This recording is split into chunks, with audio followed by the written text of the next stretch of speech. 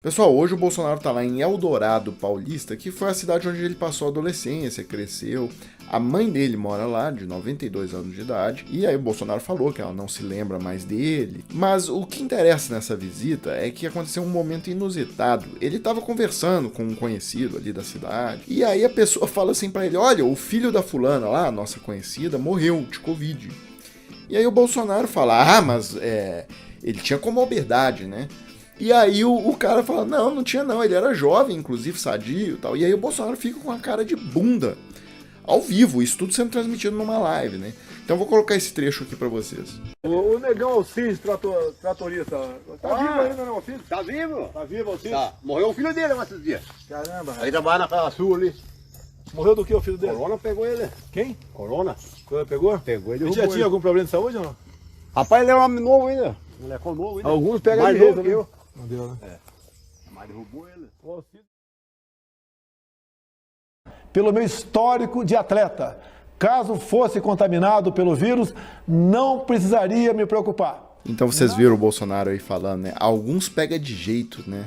Pega sim. No caso do Brasil aqui, são quase 600 mil pessoas, né? Que pegou de jeito. Esse cara realmente é um ser abjeto, né? Agora, seguindo aqui, essa é a melhor notícia do dia, tá? Alcolumbre diz que não há mais clima para votar a indicação de André Mendonça após pedido de impeachment. Se Bolsonaro não respeita o Supremo, não tem condições de cobrar celeridade para a indicação, afirmou Alcolumbre, né, que é presidente da CCJ, Comissão de Constituição e Justiça, do Senado.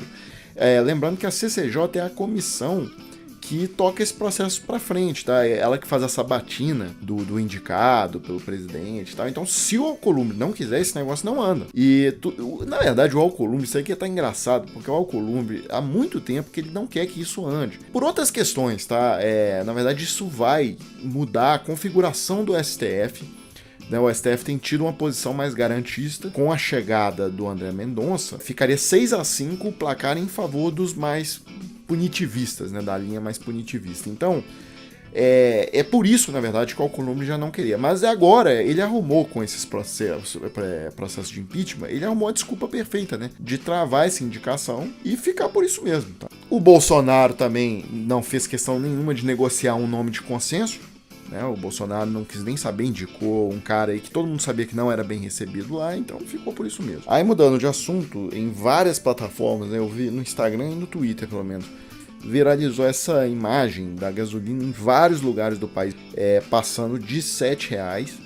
E aí o pessoal tava lembrando que essa foto aqui é de 2015. A gasolina era R$2,75, né? Então, é só você pensar aí, a gasolina praticamente multiplicou o preço por 3, né? Triplicou. O seu salário desde 2015 aconteceu o quê? Se aumentou 20%, 25% o valor nominal, já é muito, viu? A gasolina, desde o início do governo Bolsonaro, em 2019, já aumentou mais de 70% o valor. Pensa se o seu salário desde 2019 aumentou 70% o valor. E aí, pessoal, para fechar o vídeo hoje, voltou à tona aquela história do sobrevoo dos jatos da FAB em cima do STF para quebrar as vidraças. Dessa vez, porque antes tinha só uma fofoca, né? Era um jornalista, o Guilherme Amado, que teve fontes e aí ele soltou a notícia. Mas agora é oficial, né? O Raul Jungmann, que era o ministro da Defesa, é o último ministro da Defesa antes do Bolsonaro virar presidente do Brasil. Ele mantém contatos ativos com pessoas que estão na ativa, né? Do alto comando e tal. E ele confirmou realmente que aquela história é verdadeira. Então, eu vou passar aqui para a fala dele. Bolsonaro, chamou um comandante militar e perguntou se os jatos Gripen, aquele caça sueco que o Brasil tem, né, estavam operacionais. Com a resposta positiva, determinou que sobrevoassem o STF acima da velocidade do som para estourar os vidros do prédio. Bolsonaro mandou fazer isso. Tem um depoimento em relação a isso.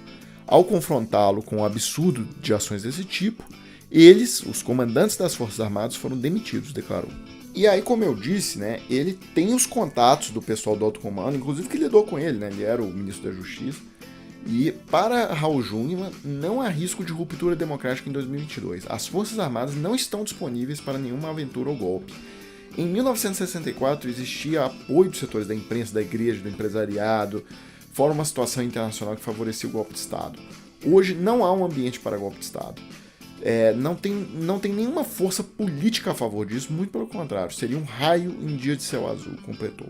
Agora, essa fala dele bate com algumas fontes que foram consultadas aqui pelo Desmascarando também. Aí só explicando melhor, isso faz parte de uma outra apuração que o Desmascarando fez sobre esse assunto aqui. Saiu a notícia de que os Estados Unidos bloquearam as reservas internacionais do Afeganistão. O Afeganistão tinha 9 bilhões de dólares, uma parte em ouro e uma parte em títulos do Tesouro Americano. E os Estados Unidos bloquearam essas reservas, até porque o ouro está fora do Afeganistão, né? O ouro está lá na Inglaterra, parece.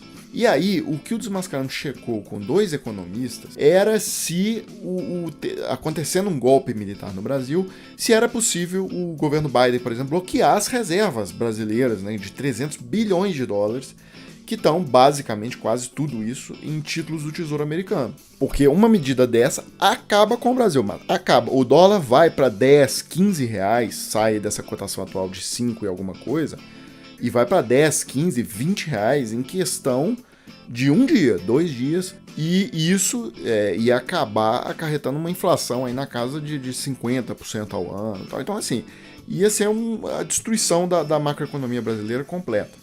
A resposta que o Desmascarando obteve é o seguinte: tecnicamente é possível sim, porque está aplicado no título deles, se eles quisessem eles podem bloquear. Mas politicamente é inviável, porque o Brasil é uma economia grande demais, esse montante de reservas é grande demais, e um bloqueio desse montante colocaria em xeque até a posição do dólar, a credibilidade do dólar como moeda de transação e de reserva mundial. Porque a maior parte dos países do mundo, por exemplo, são ditaduras. Então, os Estados Unidos agora vão bloquear as reservas. Então, os Estados Unidos têm condição de fazer isso com o Afeganistão, com Cuba, com a própria Venezuela, com o Irã, mas não fazer isso com um país do porte do Brasil, né? E ainda mais um país considerado aliado estratégico, histórico, né, como é o caso do Brasil.